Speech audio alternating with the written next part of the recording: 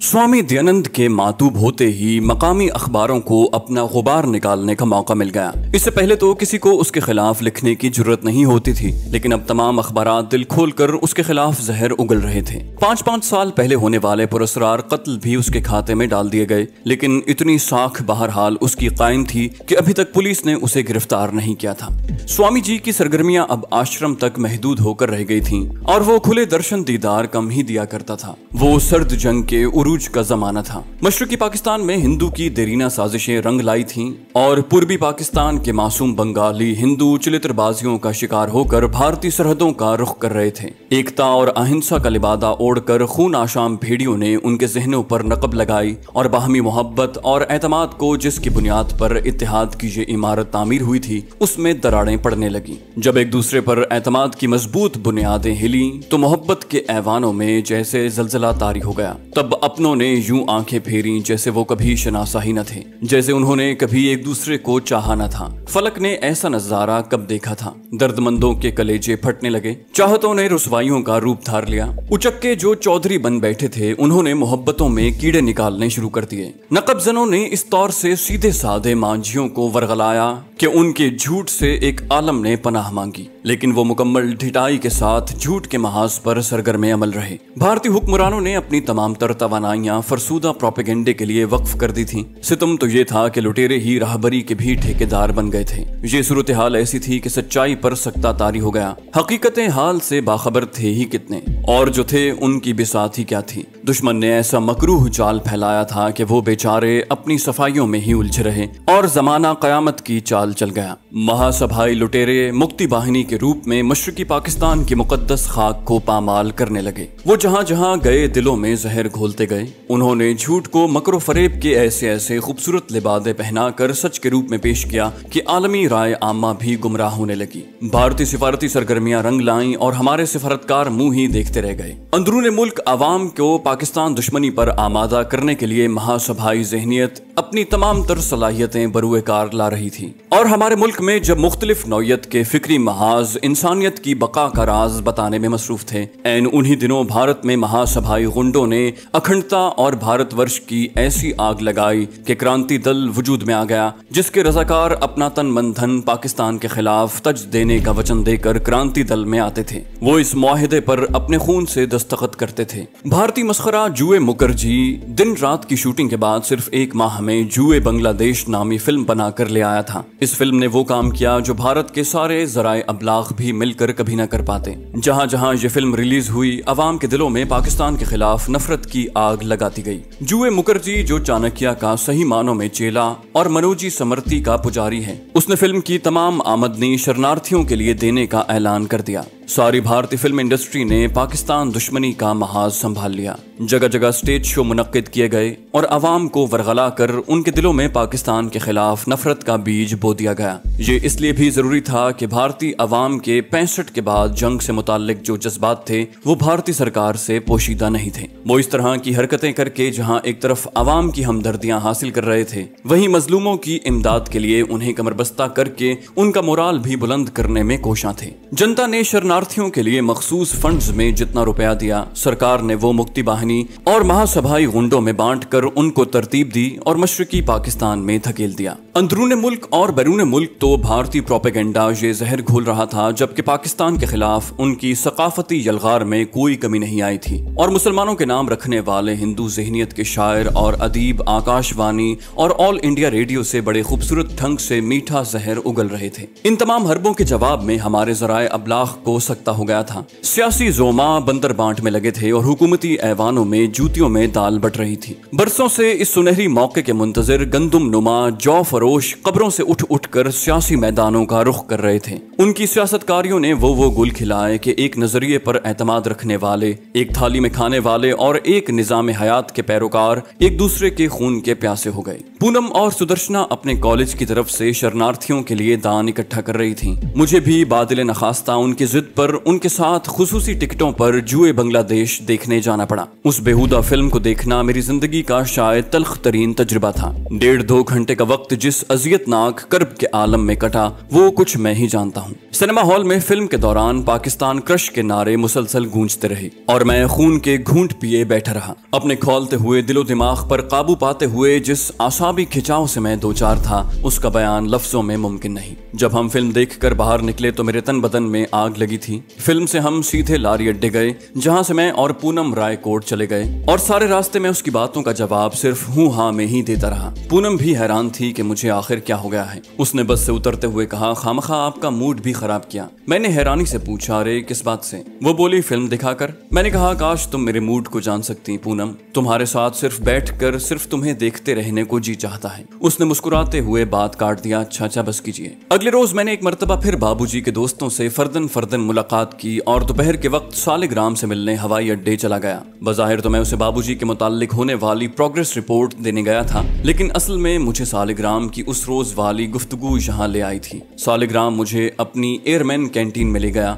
जहाँ उसने अपने दूसरे कॉर्पोरल साथियों से मेरा तारुफ करवाया। यहाँ सिवाय हवाई अड्डे के और कोई गुफ्तगू सुनने को नहीं मिलनी थी। मेरी आंखें तो सालिग्राम पर लगी थीं, जबकि मेरे कान वहाँ मौजूद लोगों की गुफ्तगू को जहन में मुंतकिल कर रहे थे। एक दो बातें तो चौंका देने वाली थी, खुसूसन जब मुझे एक खास जगह होने वाली डिप्लॉयमेंट का इल्म हुआ तो मैं चौंक पड़ा। इससे मुताल्लिक आगाही हासिल करने का सिवाय इसके और कोई तरीका नहीं था कि वहाँ खुद जाया जाए, लेकिन हालात का मुताला करने के बाद बज़ाहिर दाखिले की कोई सूरत मुमकिन नजर नहीं आती थी। जैसे ही मेरी फराहम करदा इत्तलात महफूज हाथों तक पहुंची, फौरन वहाँ दाखिले का हुक्म मिला, लेकिन अकेले आदमी के लिए ये चूंकि नामुमकिन था, इसलिए इस मर्तबा फिर मेरे साथ जसवंत को भेजा गया। हमारी मुलाकात इस मर्तबा जिगराओं के एक 3rd क्लास होटल में हुई थी, जहां वो पिछले 2-3 रोज से एक मिशन के सिलसिले में सरगर्म अमल था। इत्तेफाक से जसवंत मेरे इर्द गिर्द ही काम कर रहा था और वो प्रोजेक्ट जिसके मुताल्लिक मुझे इत्तलात हासिल हुई थी जसवंत का ही टारगेट था, लेकिन अपनी बेहतरीन सलाहियतों के बावजूद उसे अभी तक कोई अहम इत्तलात मौसूल नहीं हुई थी। उसने यहाँ एक ऐसा कारनामा सरअंजाम दे रखा था जिसे मैं हमेशा की तरह सुनते ही अश कर उठा। जसवंत ने इस टारगेट से मुताल्लिक एक नायक और एक सिपाही को अपने जाल में फंसा रखा था। ये दोनों एक जगह जुआ खेलते हुए जसवंत की नजरों में आ गए थे और ऐसे लोगों का वो पहले ही से मुतलाशी था। पहले नायक उसके हत्थे चढ़ा।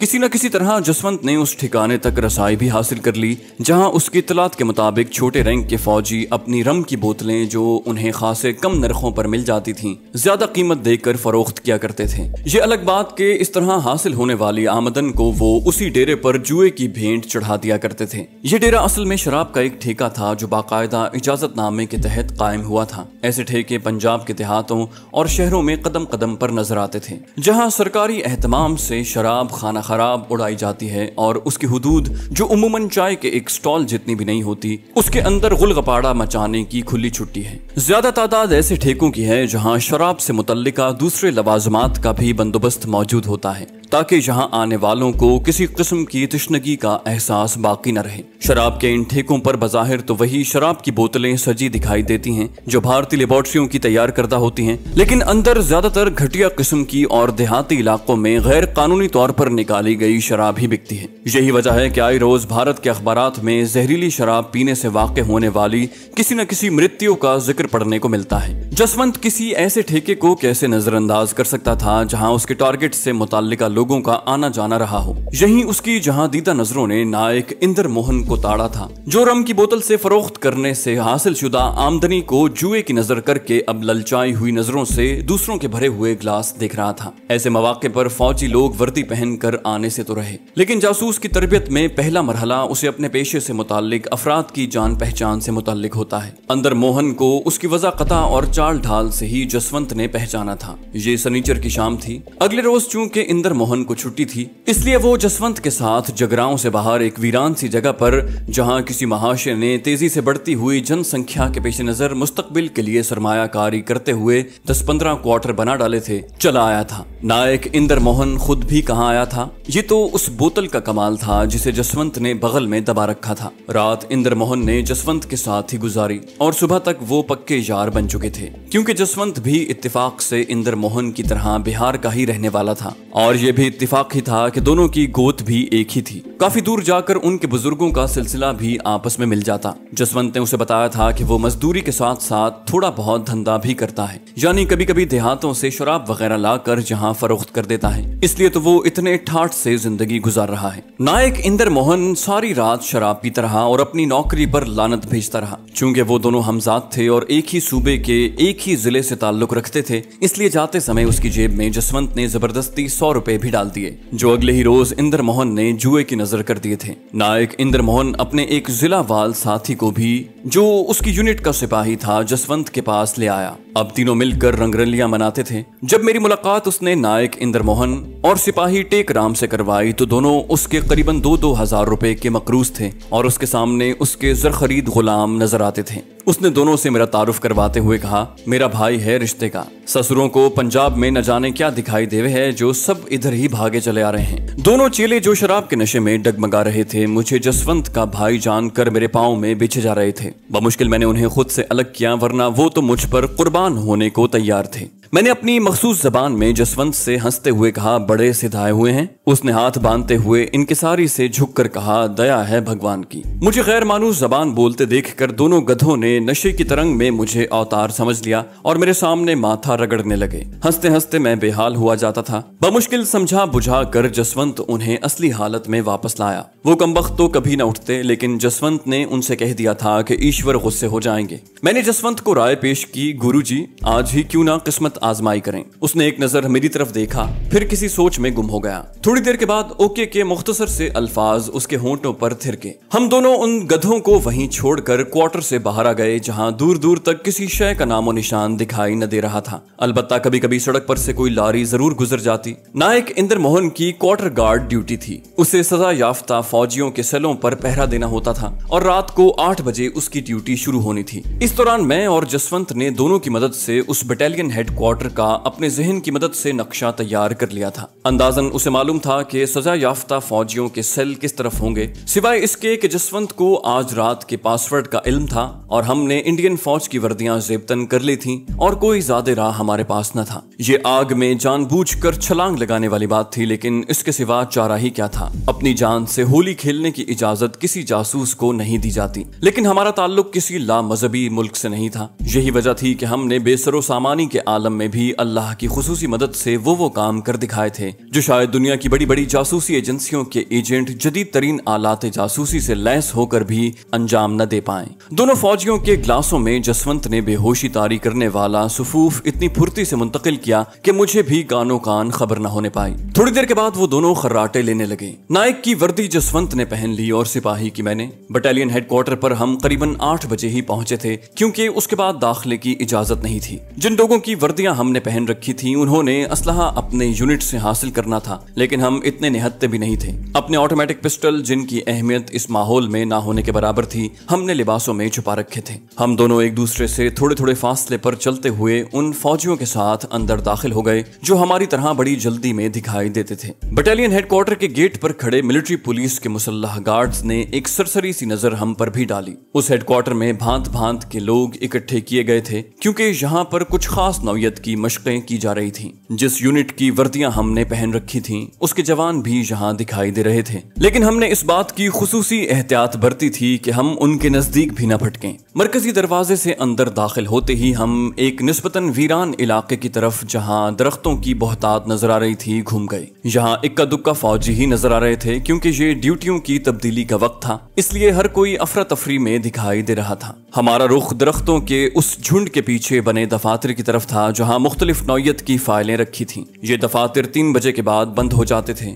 उसके बाद उस तरफ किसी का आना जाना भी कम हो जाता। यहाँ तक पहुँचने के लिए हमें 2 जगह पूछने पर पासवर्ड बताना पड़ा था। हंगामी सूरत हाल की वजह से लाइट ऑफ थी, सिर्फ सर्च लाइट कभी कभी रोशन करके घुमाई जा रही थी। इसके अलावा भी इस हेडक्वार्टर के चारों अतराफ सर्चिंग टावर बने हुए थे, लेकिन हमने वो सब कुछ भुला दिया था। करीबन 2-2.5 घंटे हम यहाँ छुपे रहे। ये दफातर एक ब्लॉक की सूरत में बने हुए थे। फिर दरख्तों की आड़ लेते हुए हम उनके नजदीक पहुंच गए और अब जल्द अज जल्द कुछ कर गुजरने के लिए बेताब हो रहे थे। इस असना में किसी आमदा खतरे के पेश नजर फरार होने के लिए रास्ते का भी इंतखाब कर लिया था। रात के वक्त ऐसे इलाके आम फौजियों के लिए भी ममनू होते हैं और बगैर ड्यूटी के उन जगहों के नजदीक किसी का भटकना भी ममनू होता है। हम दोनों दबे पांव आहिस्ता आहिस्ता अपने टारगेट की तरफ बढ़ रहे थे। अपने हदफ से चंद गज के फासले पर अचानक हम दोनों जमीन बोस हो गए, क्योंकि एक साए को हमने दफातर वाले ब्लॉक के एक कोने से नमूदार होते देख लिया था। मेरा हाथ फुर्ती से अपनी जेब की तरफ गया और दूसरे ही लम्हे नन्हे से ऑटोमेटिक पिस्टल पर मेरी गिरफ्त मजबूत हो गई।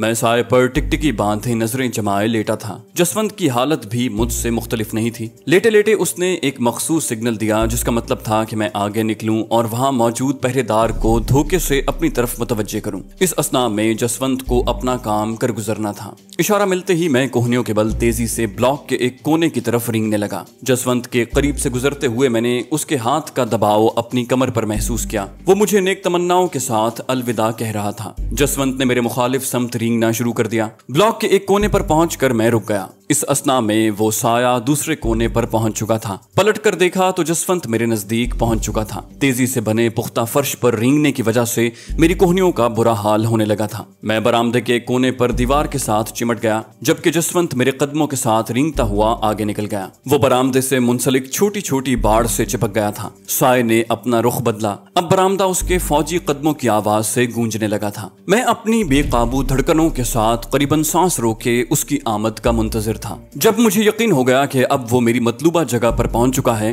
तो मैं अपनी जगह से निकला और बगैर आवाज पैदा किए अपनी जगह से सरक कर बरामदे के पिलर से आ लगा। गो कि ये अमल मैंने बगैर आवाज पैदा किए अंजाम दिया था, लेकिन मुझे यकीन था कि आने वाले ने मेरी ये हरकत नोट कर ली होगी। ये आखिरी और खतरनाक तरीन दाव था जो हम खेल रहे थे। उमूमन जासूस ये अमल उस वक्त दोहराते हैं जब कोई और चाराएकार बाकी न रहे। हम यहाँ वक्त जाया करने का खतरा मोल नहीं ले सकते थे। किसी भी वक्त इंदर मोहन और उसके साथी की गैर हाजिरी पर मिलिट्री पुलिस वाले मुश्तबा हो सकते थे, या किसी भी वक्त इस तरफ अचानक आ निकलने की तवक्को की जा सकती थी। हमारी तवक्कुआत के मुताबिक आने वाला ठिठक कर रुक गया और चंद सेकंड तक अपनी जगह जमकर खड़ा रहा। वो शशोपंज में मुब्तला दिखाई दे रहा था। खैरियत ये गुजरी कि वो टॉर्च बरदार नहीं था। मेरे जिस्म की तमाम सकत आंखों से होते हुए अब हाथों में मुंतकिल हो चुकी थी। मैं किसी भी लम्हे बढ़कर उसका टेटवा दबाने के लिए तैयार था। चंद सेकंड ही बमुश्किल वो अपनी जगह ठहरा होगा, लेकिन हमारे लिए वो चंद लम्हात सदियों पर मुहीत दिखाई दे रहे थे। फिर उसने अपने मामूल की रफ्तार से मेरी तरफ बढ़ना शुरू किया। अपने कंधे पर लटकी ऑटोमेटिक राइफल उसने दाएं हाथ में मजबूती से थाम ली। मुकम्मल तैयारी की हालत में नहीं, शायद अभी तक उसे अपनी आंखों पर यकीन नहीं आ रहा था। और जैसे ही वो मेरे करीब पहुंचा, बैक वक्त दो अतराफ से उस पर कयामत टूटी। जसवंत जो सरकता हुआ बरामदे की दीवार के बिल्कुल साथ चिपक गया था, अपनी जगह से इस तरह उछला जैसे उसके जिस्म में लगे ताकतवर स्प्रिंगों ने उसे फजा में उछाल दिया हो। वो उड़ता हुआ आया और हैरत ज़दा पहरेदार, जिसकी जबान अचानक पेश आने वाली सूरत हाल से गुंग हो गई थी, उसके मुंह पर मजबूती से हाथ जमाता हुआ जमीन पर ढेर हो गया। और मेरे दाएं हाथ में पकड़े पिस्तौल का दस्ता और बाएं हाथ की हथेली की जोरदार जर्ब उसके जमीन पर गिरने से पहले ही उसकी दो कनपटियों पर कयामत ढा गई थी। फाइन।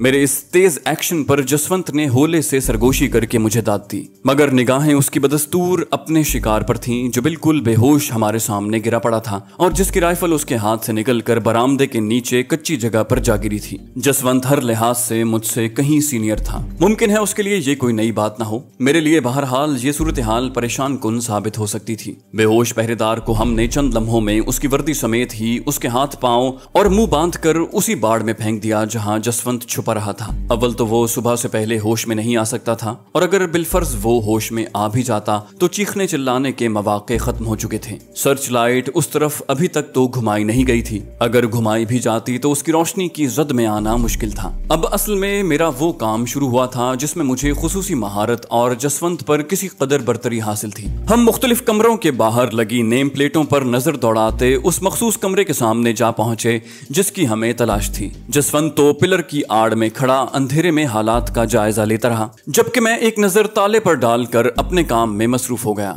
करीबन 1.5-2 मिनट तक सर खपाई के बाद बिलाखिर मुझे अपने मकसद में कामयाबी हासिल हुई और ताला खटाक की आवाज पैदा करता हुआ खुल गया। उसके बाद बेहोश पहरेदार की राइफल थामे जसवंत वाली जगह पर खड़ा हो गया, जबकि पेंसिल टॉर्च समेत वो कमरे में जा घुसा। जसवंत ने करीबन 10 मिनट अंदर लगाए। इस असना में एक मर्तबा उसकी मदद के लिए अंदर जाकर मुझे फिर एक ताले पर जोर आजमाई करना पड़ी। जब 10 मिनट के बाद जसवंत बाहर निकला तो कामयाबी उसके चेहरे से झलक रही थी। असल में अब वो खतरनाक मरहला आया था जिससे बखैरियत गुजरते हमारी कामयाबी का दारोमदार था। हेडक्वार्टर के चारों अतराफ दीवार बनी हुई थी जिस पर खारदार तार लगे हुए थे और रात को 8 बजे के बाद उनमें बिजली की रौ दौड़ने लगती थी। इसके अलावा थोड़े थोड़े फासले पर ऊंचे ऊंचे टावर बनाए गए थे जिन पर मशीन गन्ने नस्ब थी। उनको कुछ इस अंदाज से नस्ब किया गया था कि इशारा मिलने पर हेडक्वार्टर के किसी भी हिस्से में उनसे फायरिंग की जा सकती थी और चंद मिनट के अंदर वो हमला आवर को भून कर रख सकती थी। 3 बजे पहरेदार बदलते थे। हमने उसी वक्त को यहाँ से निकलने के लिए मुंतखब किया था।